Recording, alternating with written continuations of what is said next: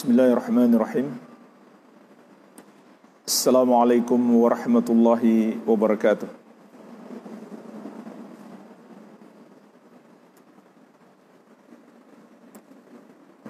Alhamdulillah hamdan katsiran tayyiban mubarakan fih, mubarakan alaih, kama yuhibbu rabbuna wa yardah. Asyhadu an la ilaha illallah wahdahu la syarika lah, wa asyhadu anna Muhammadan abduhu wa rasuluh, sallallahu alaihi wa ala alihi wa sahabatihi ajma'in, wa man tabi'ahum bi ihsanin ila yaumiddin, amma ba'd.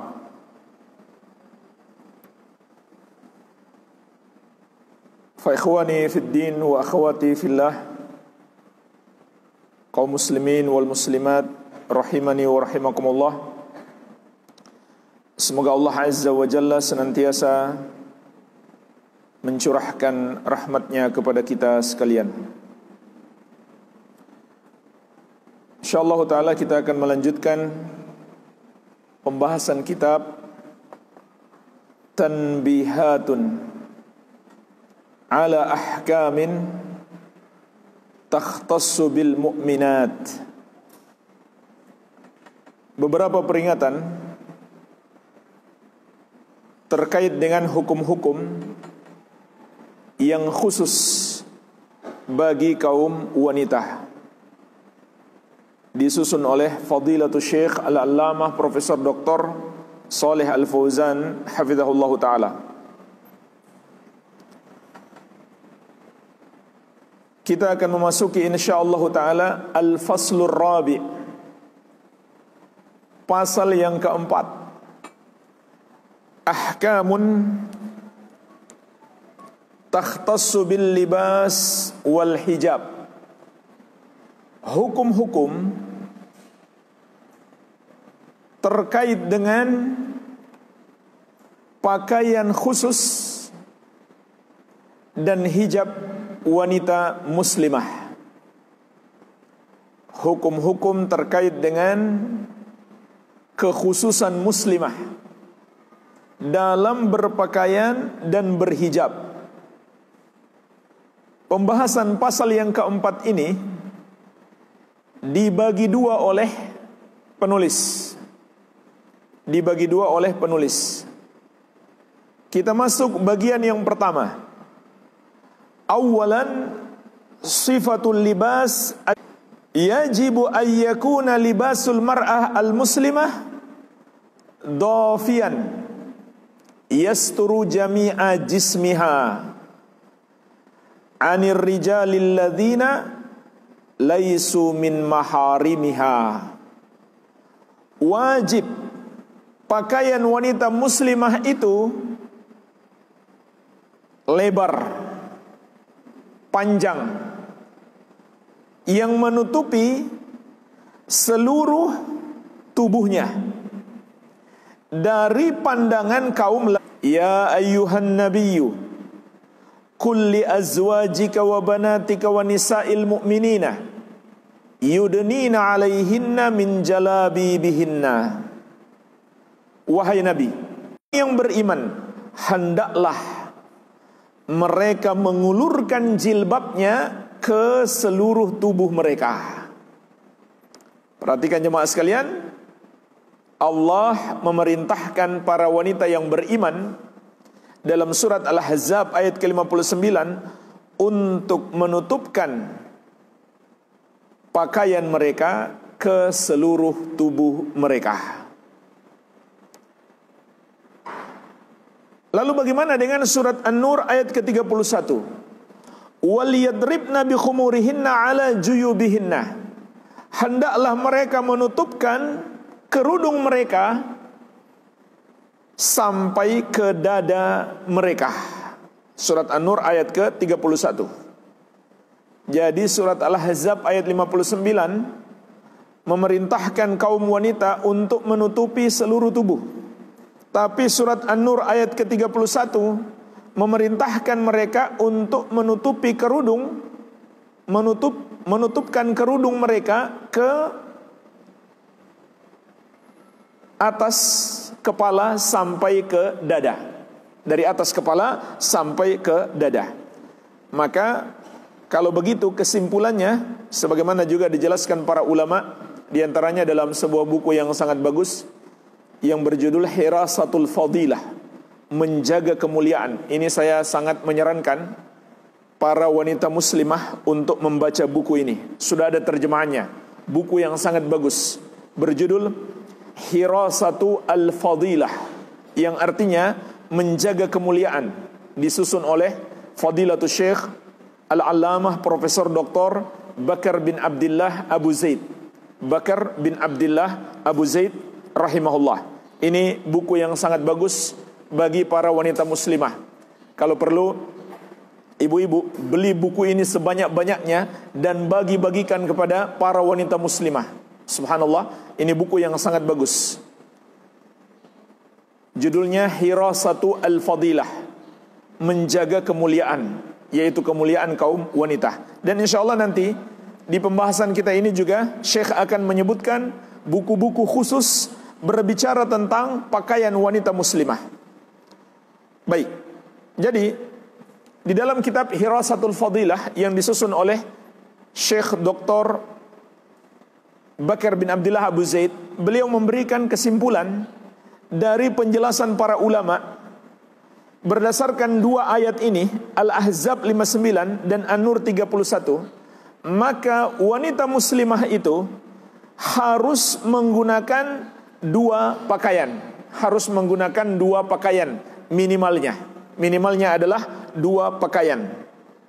Yang pertama, menggunakan kerudung yang menutupi sampai ke dada. Lalu bagian bawahnya menggunakan jubah, sebagaimana juga dalam penafsiran Ibnu Abbas radhiyallahu taala anhuma. Jadi Ibnu Abbas ketika menjelaskan surat An-Nur ayat ke-31, kaum wanita menggunakan kerudung sampai ke dada. Kemudian bagian bawahnya menggunakan jubah. Bagian bawahnya menggunakan jubah. Kalau ditambah dengan menggunakan kaos kaki sehingga kakinya lebih aman, tidak terlihat, maka tentu lebih baik lagi. Tentu lebih baik lagi. Karena intinya adalah wanita itu harus ditutupi, harus dihijab. Baik, ini pakaian yang pertama, disebut khimar atau kerudung. Nah, pakaian yang kedua, jadi pakaian yang pertama dalam surat An-Nur ayat pakaian yang menutupi seluruh tubuh. Sebagaimana juga nanti akan disebutkan penjelasannya oleh penulis hafizahullah ta'ala. Tapi ayat ini jelas. Perhatikan ayatnya. Yudnina alaihinna min jalabibihinna. Hendaklah para wanita mukminah menutupkan seluruh tubuh mereka dengan jilbab-jilbab mereka. Surat Al-Ahzab ayat ke-59. Jadi ini yang menutupi seluruh tubuh. Digunakan di bagian luarnya. Bagian dalamnya adalah kerudung, bagian atasnya dan bawahnya adalah jubah. Ditambah dengan kaos kaki, itu lebih baik lagi. Sedangkan bagian luarnya adalah jilbab yang menutupi seluruh tubuh. Baik. Ini dalil apa yang disebutkan oleh Syekh, yaitu syarat dan kriteria pakaian muslimah yang pertama, harus menutupi seluruh tubuh. Baik. Dan sudah pernah kita bahas terkait dengan wajah, begitu pula tangan, yaitu dari pergelangan tangan sampai ke telapak tangan dan punggungnya. Maka di situ ada perbedaan pendapat ulama. Sudah kita bahas di sini ya. Tapi tidak mengapa saya berikan kesimpulan. Saya berikan kesimpulan, tapi kita tidak bahas lagi dalil-dalilnya. Namun kesimpulannya,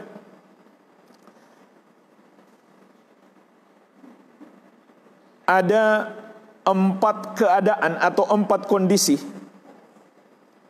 yang disepakati ulama, dan ada 2 keadaan yang ulama beda pendapat. Ini kesimpulan masalah cadar.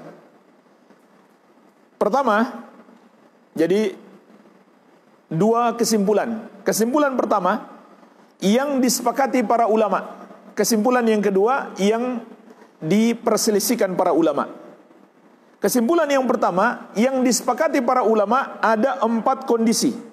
Ada 4 kondisi. Yaitu kondisi yang pertama, apabila seorang wanita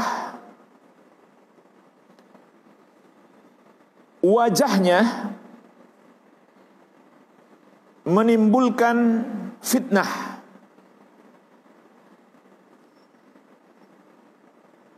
atau dikhawatirkan menimbulkan fitnah, yaitu godaan bagi kaum laki-laki. Apabila wajah seorang wanita itu dikhawatirkan dapat menimbulkan fitnah, godaan yang besar bagi kaum laki-laki, maka ulama sepakat tidak ada perbedaan pendapat, wajib baginya untuk berhijab, untuk bercadar. Sepakat ulama wajib baginya untuk bercadar, tidak ada perbedaan pendapat. Ini keadaan yang pertama.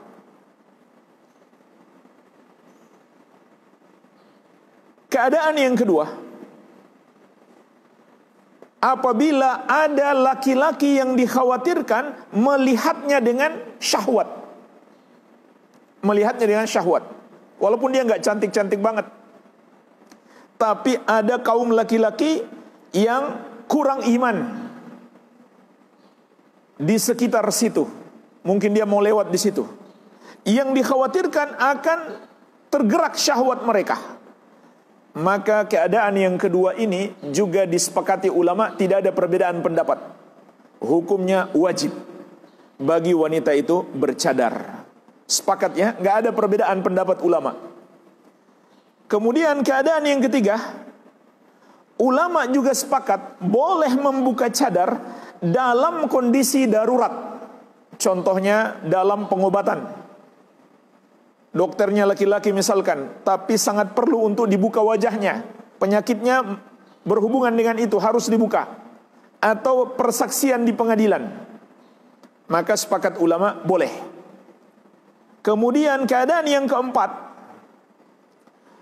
juga disepakati para ulama, boleh membuka cadar ketika ada hajat. Jadi yang ketiga karena darurat, yang keempat karena hajat. Contohnya apa? Seorang laki-laki mau melamar seorang wanita, maka termasuk sunnah atau dibolehkan dalam syariat dia melihat dulu kepada calon istrinya. Maka boleh dia membuka wajahnya walaupun bukan darurat tapi ada hajat. Baik, ini yang disepakati ulama, tidak ada perbedaan pendapat. Kemudian kesimpulan yang kedua, dua keadaan yang ulama beda pendapat. Dua keadaan yang ulama beda pendapat. Keadaan yang pertama, apabila tidak memunculkan atau tidak dikhawatirkan munculnya fitnah, godaan. Maka di sini ulama beda pendapat. Ini keadaan yang pertama. Keadaan yang kedua, apabila tidak dikhawatirkan atau tidak memunculkan syahwat. Apabila tidak memunculkan syahwat atau tidak dikhawatirkan munculnya syahwat.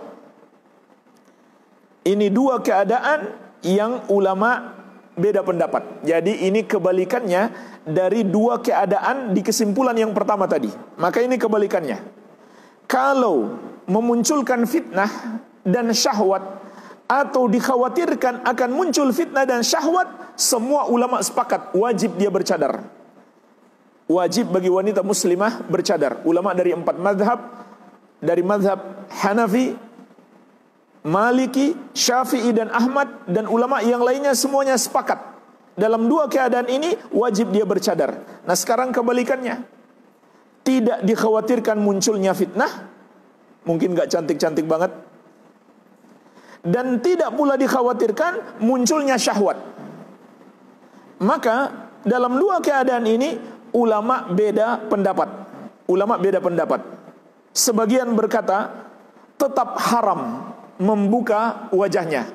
Dalam artian tetap wajib bercadar. Sebagian lagi berpendapat boleh dia tidak bercadar, namun yang berpendapat boleh ini tetap mengatakan juga makruh.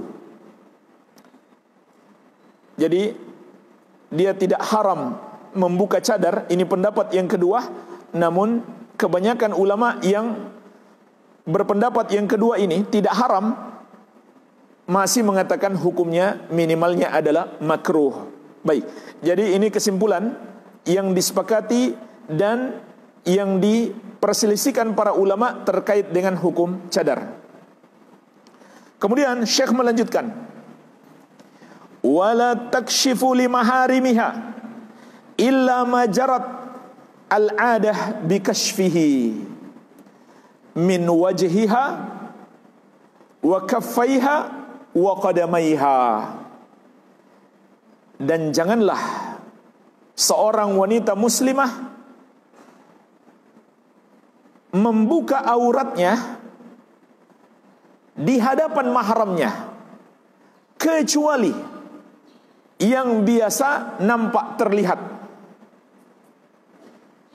Kemudian beliau berikan contoh yang biasa atau yang boleh terlihat untuk mahram adalah wajahnya, dua tangannya, dan dua kakinya. Jadi jemaah sekalian, untuk mahram pun masih ada batasan aurat.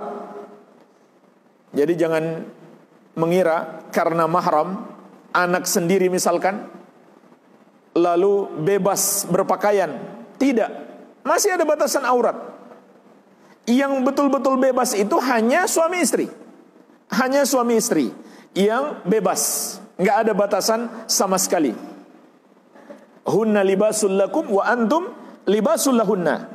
Kata Allah, istri-istri kalian adalah pakaian bagi istri-istri kalian, adalah pakaian bagi kalian, dan kalian adalah pakaian bagi mereka. Ini adalah dalil yang menunjukkan suami istri tidak ada batasan aurat. Suami istri tidak ada batasan aurat. Iya.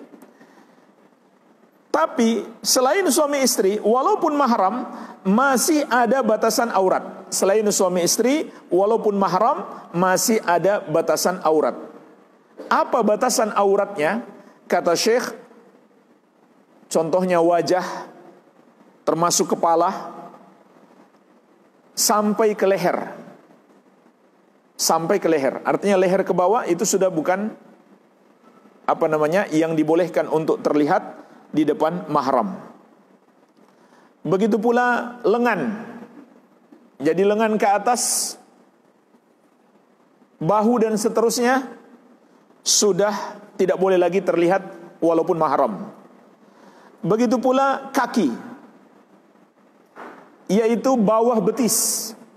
Betis ke atas, paha dan seterusnya sudah tidak boleh lagi terlihat walaupun mahram. Jadi nggak dibenarkan seorang wanita muslimah pakai celana pendek walaupun di depan mahramnya. Jadi ada batasannya. Batasannya adalah tempat-tempat perhiasan. Ya, leher tempat perhiasan kalung. Begitu pula tangan, tempat perhiasan gelang. Begitu pula kaki, tempat perhiasan gelang kaki. Maka itulah batasannya. Itulah batasannya. Ini dipetik dari surat An-Nur ayat ke-31. Wala yubdina zinatahunna illa li bu'ulatihinna aw abaihinna aw abai bu'ulatihinna ila akhiril ayah. Kata Allah, dan janganlah kaum wanita menampakkan perhiasan mereka kecuali kepada suami-suami mereka atau ayah mereka sendiri, atau ayah-ayah suami mereka, atau ayah suami-suami mereka, atau ayah suami mereka, dan seterusnya. Disebutkan sejumlah mahram. Maka ini adalah dalil yang menunjukkan mahram boleh melihat seorang wanita di batasan tempat perhiasannya. Karena Allah mengatakan, janganlah mereka menampakkan perhiasannya kecuali kepada mahramnya. Maka menunjukkan walaupun mahram masih ada batasan, yaitu tempat perhiasannya. Baik. Oleh karena itu jamaah sekalian, harus kita paham betul ya, siapa yang mahram, siapa yang bukan mahram. Walhamdulillah, di pertemuan yang lalu sudah pernah kita bahas juga siapa saja yang termasuk kategori mahram. Baik, ini yang pertama. Kriteria yang pertama. Kriteria yang kedua, kata Syekh, ayyakuna satiran lima wara'ahu fala yakunu syafafan yura min wara'ihi launu basyaratiha. Hendaklah menutup apa yang ada di belakang pakaian tersebut. Maksudnya kulitnya. Tidak boleh tipis sehingga tembus pandang, transparan, terlihat kulitnya. Maka ini tidak boleh. Tidak tercapai tujuan berhijab kalau begitu, kalau pakaiannya tembus pandang. Dan banyak saya lihat mukena yang digunakan kaum wanita itu tembus pandang. Mungkin dia nggak mau kepanasan lagi sholat, tapi malah tembus pandang. Ini tidak menutup aurat. Sama saja dia tidak menutup aurat kalau tembus pandang. Iya, jadi harus dipastikan pakaian wanita muslimah tidak transparan atau tidak tembus pandang, tidak kelihatan kulitnya dari balik pakaiannya. Ini syarat yang kedua. Syarat yang ketiga, alla yakuna dayyiqan yubayyinu hajma a'dha'iha. Pakaian tersebut tidak tipis sehingga menampakkan lekuk-lekuk tubuhnya. Jadi tidak sempit. Pakaian tersebut tidak sempit sehingga menampakkan bentuk tubuhnya. Ini syarat yang ketiga, bukan pakaian ketat. Jadi syarat yang ketiga tidak ketat, tidak sempit, tidak ketat, sehingga terlihat lekuk-lekuk tubuhnya. Dan dua syarat ini, syarat yang kedua dan ketiga, dalilnya adalah hadis. Jadi dalilnya ada dua bentuk. Pertama, dalil yang umum, yaitu perintah berhijab. Perintah berhijab itu sudah mencakup perintah menggunakan pakaian yang tebal dalam artian tidak tembus pandang, dan pakaian yang lebar, tidak ketat. Ini sudah tercakup sebenarnya dalam dalil-dalil perintah umum, perintah berhijab. Tapi juga ada dalil khusus, yaitu hadis riwayat Muslim dari Abu Hurairah radhiyallahu anhu. Nabi SAW bersabda, sinfani min ahlin nari lam arahuma. Ada dua golongan penghuni neraka yang belum aku lihat.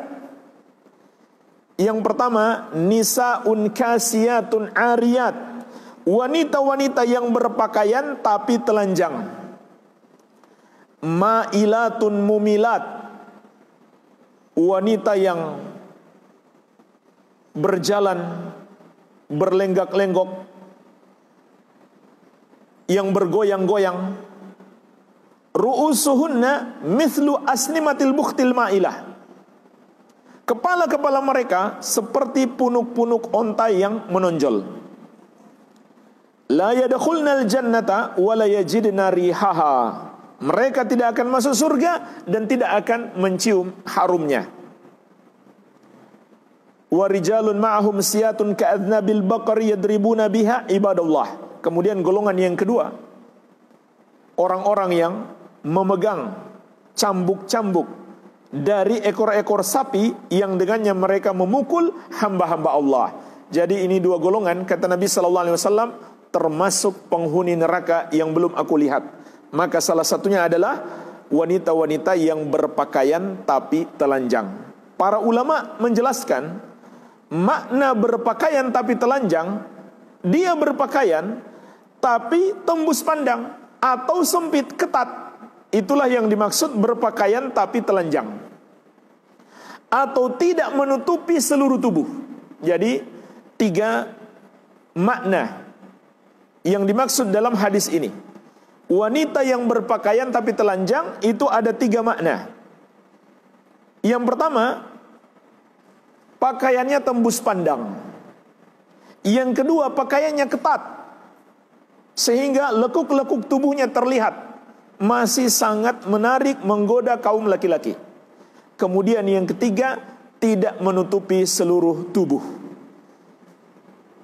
Maka Nabi SAW mengingatkan kita, ini adalah para wanita penghuni neraka, termasuk yang paling banyak menyebabkan manusia masuk ke dalam neraka. Iya. Ini yang ketiga. Yang kedua dan ketiga, dalilnya sama. Kemudian yang keempat, alla tatashabbah birrijal fi libasiha. Hendaklah pakaian wanita muslimah tidak menyerupai pakaian laki-laki. Tidak menyerupai pakaian laki-laki. Faqad la'ana an-nabiy sallallahu alaihi wasallam al-mutasyabbihati minan nisa'i birrijal wa la'ana al-mutarajjilati minan nisa'. Karena Rasulullah sallallahu alaihi wasallam telah melaknat para wanita yang menyerupai laki-laki dan sebaliknya melaknat laki-laki yang menyerupai wanita. Jadi ini termasuk dosa besar. Termasuk dosa besar laki-laki menyerupai wanita dan wanita menyerupai laki-laki.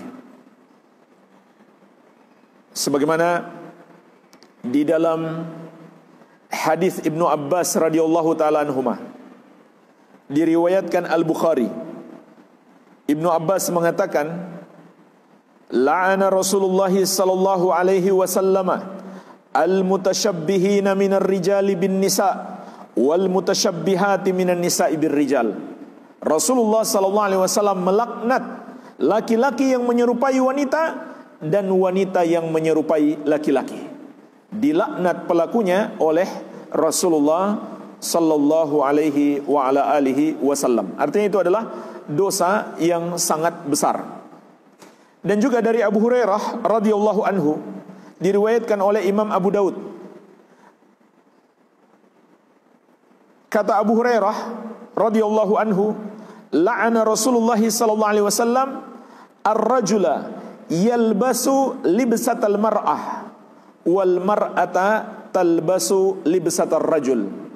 Rasulullah sallallahu alaihi wasallam melaknat seorang laki-laki menggunakan pakaian wanita dan melaknat wanita yang menggunakan pakaian laki-laki.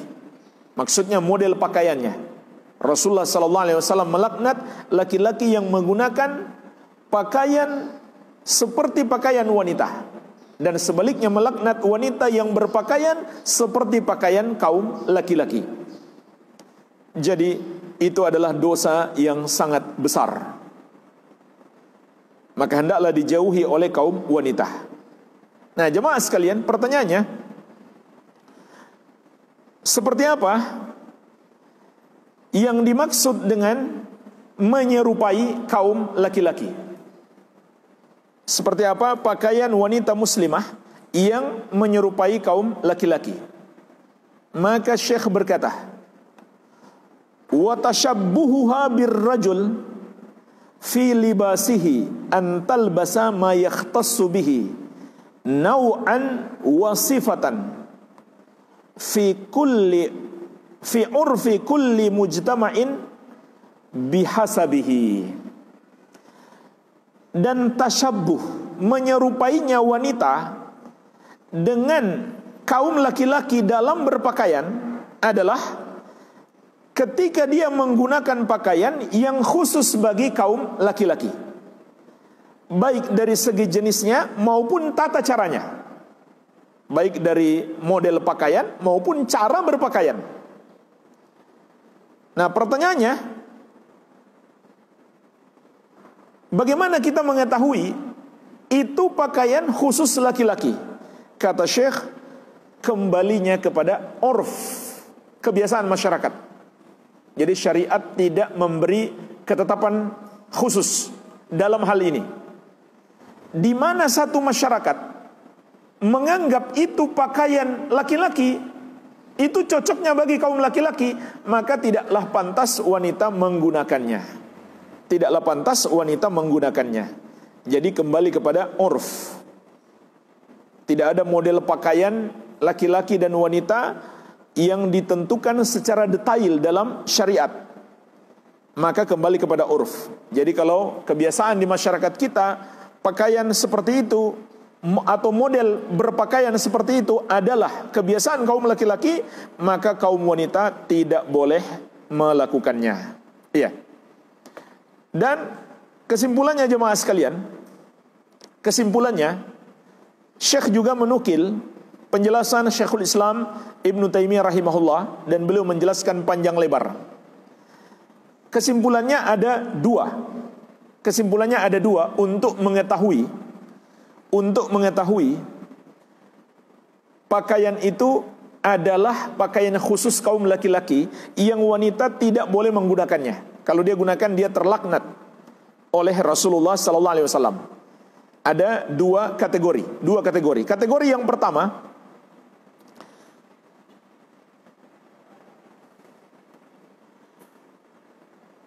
pakaian wanita muslimah itu dan pakaian laki-laki hendaklah sesuai dengan keadaan mereka. Maksudnya apa? Kalau tidak sesuai dengan keadaan, maka berarti dia sudah masuk kategori menyerupai.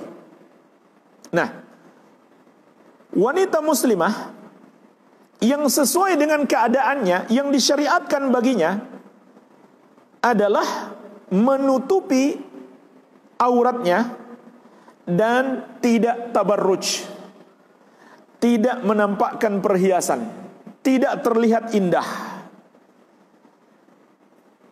Jadi kalau dia tidak menutupi dan menarik pandangan, maka itu sudah menyerupai kaum laki-laki. Menyerupai kaum laki-laki. Baik, ini kategori yang pertama. Enggak sesuai dengan wanita, sesuainya bagi laki-laki. Ketika wanita melakukan seperti itu, maka dia menyerupai kaum laki-laki. Kemudian yang kedua, bagaimana mengetahui pakaian itu khusus bagi kaum laki-laki? Dengan melihat pada kebanyakan. Dengan melihat pada kebanyakan. Makanya ada kaidah dalam syariat, al-hukmu ala al-ghalib. Hukum itu sesuai dengan kebanyakan yang terjadi. Maka kita bisa menghukumi ini pakaian khusus laki-laki, wanita nggak boleh. Kenapa? Buktinya kebanyakan laki-laki menggunakannya. Kebanyakan laki-laki menggunakannya. Walaupun ada wanita menggunakannya, tapi jauh lebih sedikit. Maka itu tidak bisa dihukumi pakaian yang boleh bagi laki-laki dan wanita. Baik, jadi itu kaidahnya. Kita masuk kriteria yang kelima. Ini yang terakhir yang disebutkan oleh Syekh. Alla yakuna fihi zina. Hendaklah pakaian wanita muslimah itu, tidak terdapat padanya perhiasan. Tulfitu al-anzar, yang membuat atau yang menarik pandangan kaum laki-laki inda khurujiha minal manzil, ketika dia keluar dari rumah. Jadi jemaah sekalian, inilah kriteria yang kelima. Tidak boleh ada perhiasan atau sesuatu yang menarik pandangan kaum laki-laki. Jadi apa saja yang menarik pandangan kaum laki-laki, terserah kita mau sebut perhiasan atau tidak, maka itu tidak boleh. Karena tujuan wanita itu berhijab justru untuk mencegah pandangan laki-laki kepadanya. Atau dengan kata lain, supaya dia enggak menarik. Itulah tujuan berjilbab. Jadi sangat aneh kalau jilbab itu dibuat bagus-bagus, menarik, ada model-model, ada kupu-kupunya, atau ada bordirannya, atau ada lambang partainya di situ, dan lain-lain. Intinya apapun nggak boleh. Apapun yang bisa menarik kaum laki-laki tidak boleh disematkan kepada jilbab wanita muslimah. Jadi nggak mungkin ada fashion show ya untuk hijab, berlomba mana yang paling keren, yang paling cantik dilihat. Itu justru jelas-jelas bertentangan dengan tujuan berjilbab itu sendiri. Jadi makin tidak menarik wanita itu dilihat oleh kaum laki-laki, makin tercapai tujuan dia berhijab. Bukan pula maknanya dia harus pakai yang jelek-jelek, tidak. Tapi yang penting tidak menarik. Yang penting tidak menarik pandangan kaum laki-laki. Maksudnya tidak menarik di sini tidak membuat mereka senang melihatnya, merasa nikmat ketika melihatnya. Baik, jadi ini tujuan berjilbab. Li'alla takuna minal mutabarrijat bizina. Kata Syekh, kenapa tidak boleh ada perhiasan atau sesuatu yang dapat menarik pandangan kaum laki-laki, agar wanita muslimah itu tidak termasuk wanita yang tabarruj, wanita yang melakukan tabarruj, menampakkan perhiasan. Sebagaimana pernah kita bahas juga tentang tabarruj, yaitu surat Al-Ahzab ayat ke-33. Allah Azza wa Jalla berfirman, wala tabarrajna tabarrujal jahiliyatil ula. Janganlah kalian wahai para wanita bertabarruj seperti wanita jahiliyah dahulu. Janganlah kalian bertabarruj seperti wanita jahiliyah dahulu. Ada banyak penjelasan para ulama tentang makna tabarruj. Namun kesimpulannya tabarruj itu artinya adalah seorang wanita menampakkan sesuatu yang menarik pada dirinya sehingga kaum laki-laki tertarik memandangnya. Itu kesimpulan daripada makna tabarruj yang terdapat dalam surat Al-Ahzab ayat ke-33. Baik. Jadi tidak boleh mengandung tabarruj pada jilbab atau pakaian wanita muslimah. Inilah 5 kriteria yang harus terpenuhi pada pakaian wanita muslimah. Baik, ini pembahasan yang pertama. Kita masuk pembahasan yang kedua, dan ini yang terakhir. Thaniyan, kata Syekh, yang kedua adalah al-hijab maknahu wa adillatuhu wa fawaiduhu. Tentang hijab, maknanya, dalil-dalilnya, dan faidah-faidahnya. Jadi Syekh berbicara khusus tentang hakikat hijab. Apa sih hijab itu? Apa dalilnya dan apa faidahnya? Al-hijab maknahu antastural mar'ah badanaha anir rijal alladina laisu min maharimiha. Hijab itu maknanya seorang wanita menutupi tubuhnya dari pandangan kaum laki-laki yang bukan mahramnya. Inilah hakikat hijab. Inilah hakikat hijab, menutupi tubuh dari pandangan kaum laki-laki yang bukan mahramnya.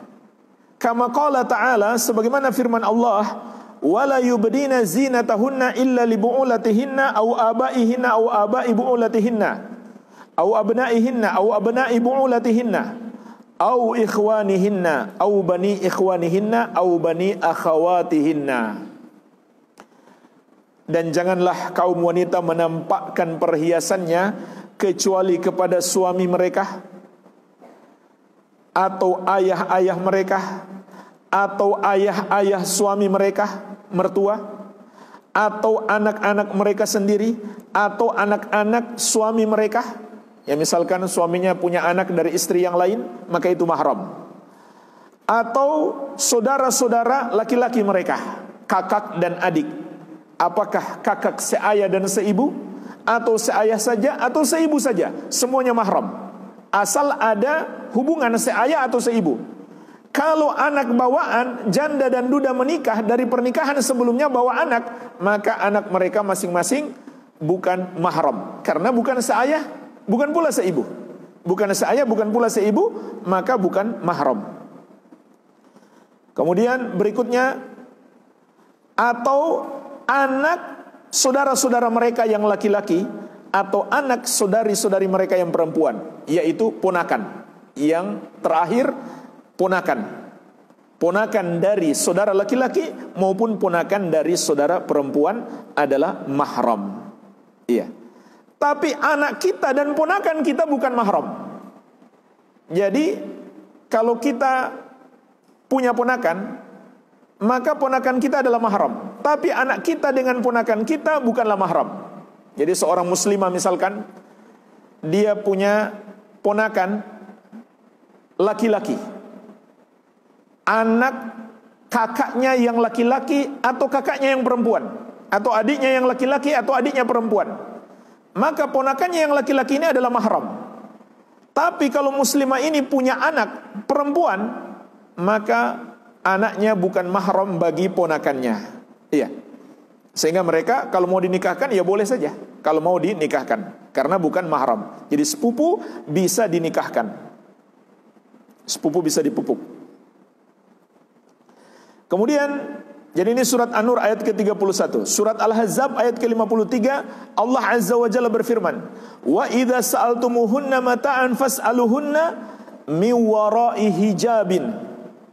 Dan apabila kalian meminta sesuatu dari para istri Nabi atau dari para wanita, maka mintalah dari balik hijab. Surat Al-Ahzab ayat ke-53. Jamaah sekalian, berdasarkan ayat ini, maka kata Syekh, yang dimaksud dengan hijab adalah yang menutupi wanita. Apakah berupa dinding rumah, pintu, atau pakaian. Jadi, makna hijab dalam syariat tidak khusus pakaian. Tidak khusus pakaian. Makanya jemaah sekalian, para ulama juga mengatakan sebenarnya sebaik-baik hijab bagi muslimah adalah rumahnya. Sebagaimana juga firman Allah, "Waqarna fi buyutikunna." Tinggallah kalian wahai para wanita di rumah-rumah kalian. Artinya wanita itu seharusnya tidak keluar kecuali memang ada hajat. Kalau nggak penting-penting banget, janganlah keluar. Dan keluar pun harus dengan menutupi auratnya. Jadi pengertian hijab dalam syariat tidak khusus pakaian. Bisa jadi rumah, bisa jadi pakaian. Jadi apapun itu yang bisa menutupi wanita muslimah. Atau dalam majelis kita seperti ini ada hijab. Iya.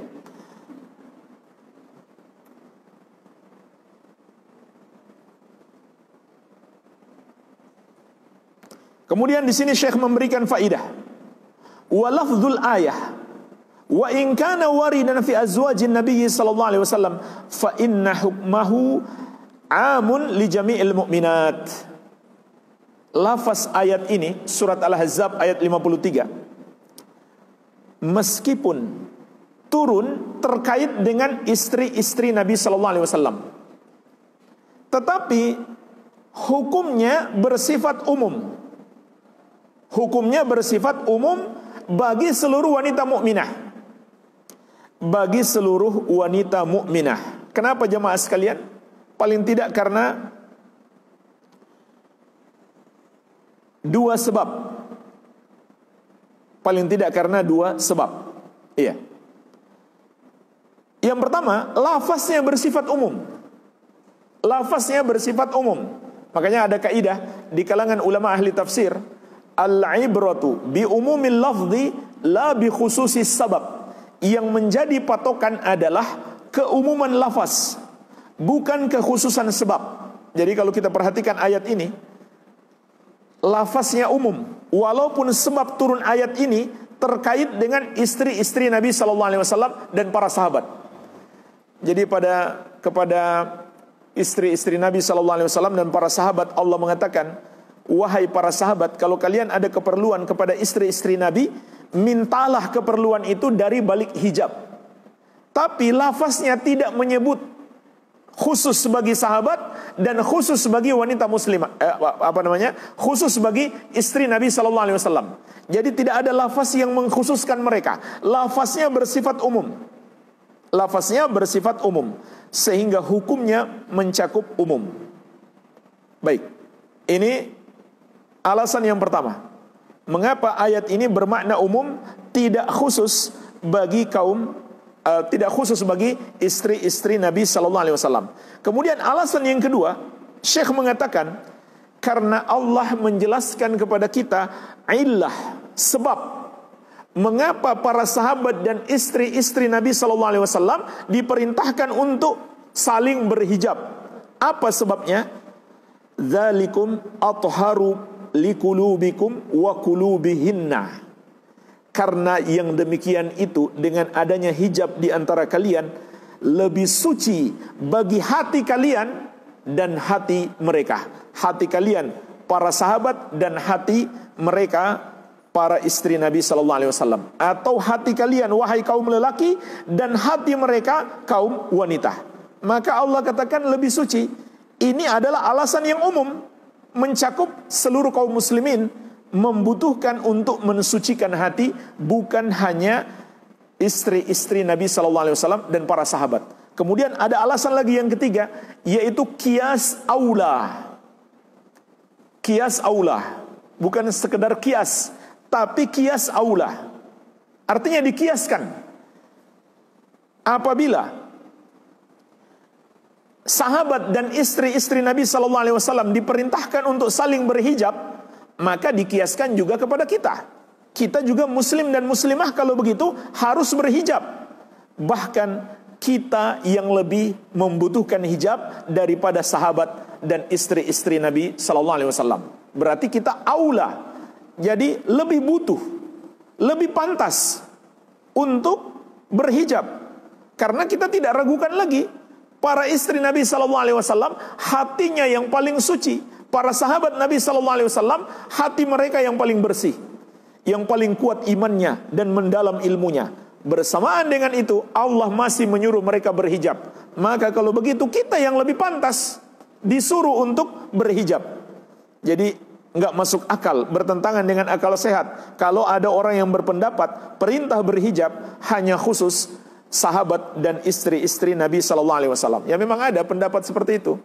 Ya, ulama-ulama yang mengajak kepada politik, kepada partai supaya banyak pendukungnya, bikin kegiatan-kegiatan tanpa hijab. Lalu mereka katakan ayat ini khusus bagi bagi sahabat dan istri-istri Nabi sallallahu alaihi wasallam. Maka ini tiga bantahannya. Pertama, lafaz bersifat umum.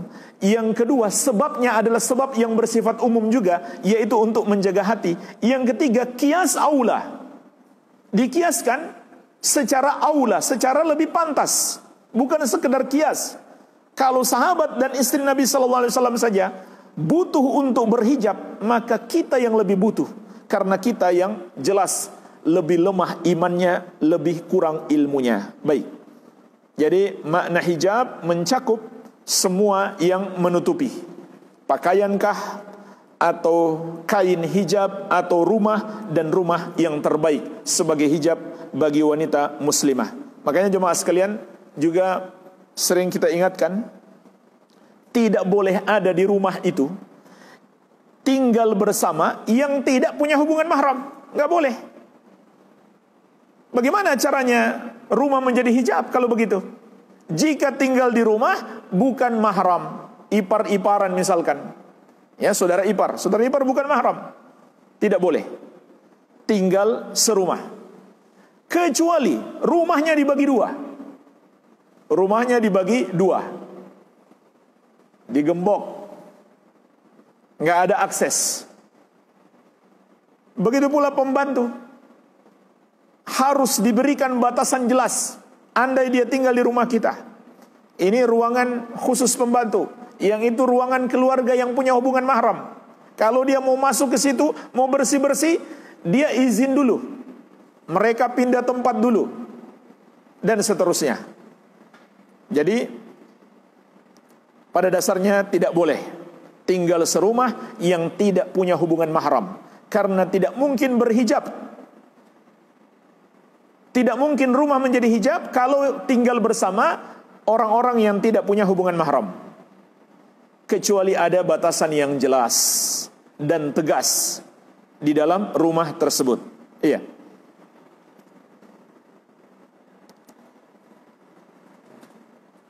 Dan juga Allah berfirman tentang hijab, ya ayuhan nabiyyu qul li azwajika wa banatika wa nisa'il mu'minin yudnina 'alaihinna min jalabibihinna. Wahai Nabi, katakan kepada istri-istrimu, anak-anak perempuanmu dan wanita istri-istrinya orang beriman, hendaklah mereka menutupkan jilbab mereka ke seluruh tubuh mereka. Jadi inilah ayat-ayat tentang hijab. Nah, sekarang tentang jilbab. Surat Al-Ahzab 59. Jadi jilbab adalah bagian dari hijab.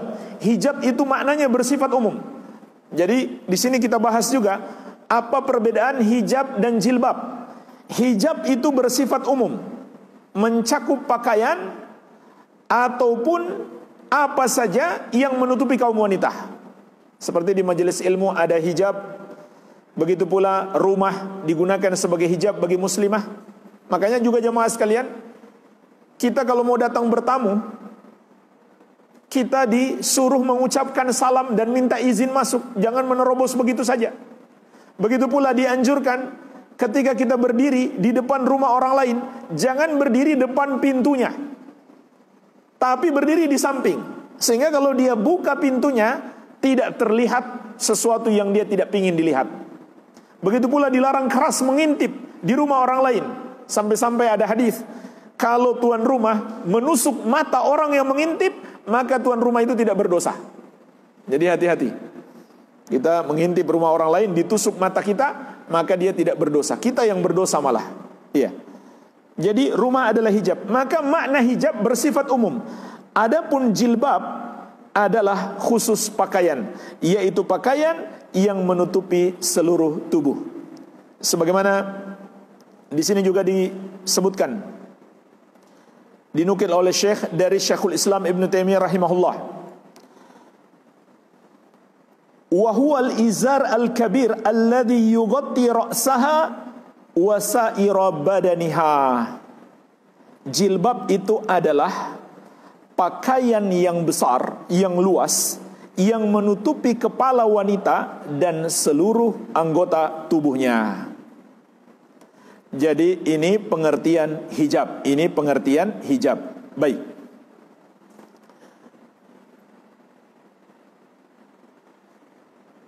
Kemudian Syekh juga memberikan faidah. Di antara dalil yang menunjukkan wajibnya wanita menutup wajah di hadapan selain mahramnya adalah hadis Aisyah radhiyallahu anha. Diriwayatkan Abu Daud, Ibnu Majah dan yang lainnya.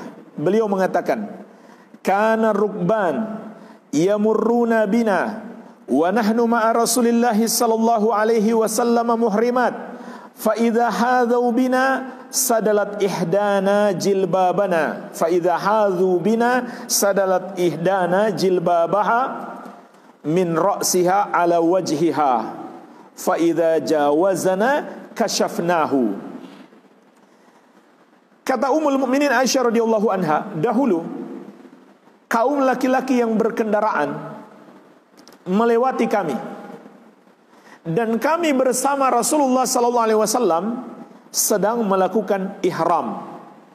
Jemaah sekalian, di antara aturan ihram, baik ihram haji maupun umrah, bagi wanita tidak boleh menutup wajah dan menggunakan kaos tangan. Jadi dilarang oleh Rasulullah sallallahu alaihi wasallam. Jadi ada hadis yang melarang wanita ketika ihram haji atau umrah menggunakan cadar dan kaos tangan. Dan jemaah sekalian, kita juga bisa petik pelajaran dari hadis ini. Kita bisa memetik pelajaran kalau begitu dulu wanita para sahabat Nabi sallallahu alaihi wasallam biasa menggunakan cadar dan kaos tangan. Buktinya apa?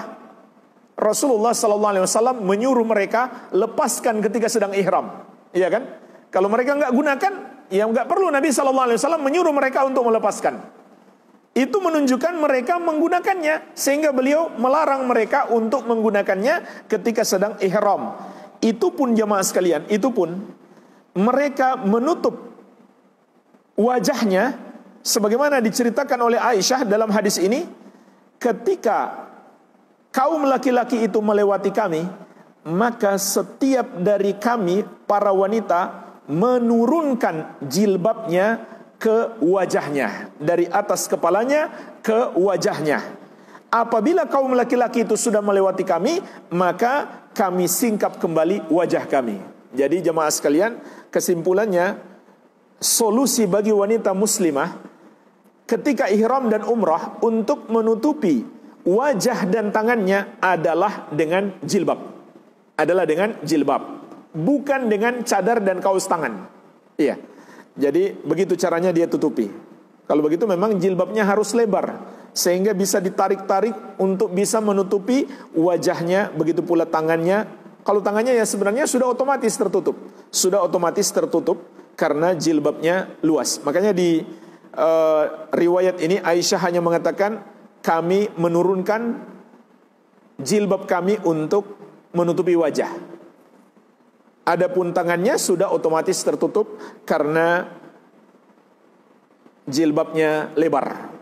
Yang tidak boleh menutupi tangan dengan kaos tangan, begitu pula menutupi wajah dengan jilbab, dengan cadar. Itu tidak boleh ketika sedang ihram. Baik. Nah, seperti yang saya katakan tadi, ada buku-buku yang dianjurkan oleh Syekh untuk dibaca bagi wanita muslimah. Di sini Syekh menyebutkan beberapa. Yang pertama, Hijabul Mar'ah wa libasuha fis shalah. Hijab wanita dan pakaiannya di dalam salat. Ditulis oleh Syekhul Islam Ibnu Taimiyah rahimahullah.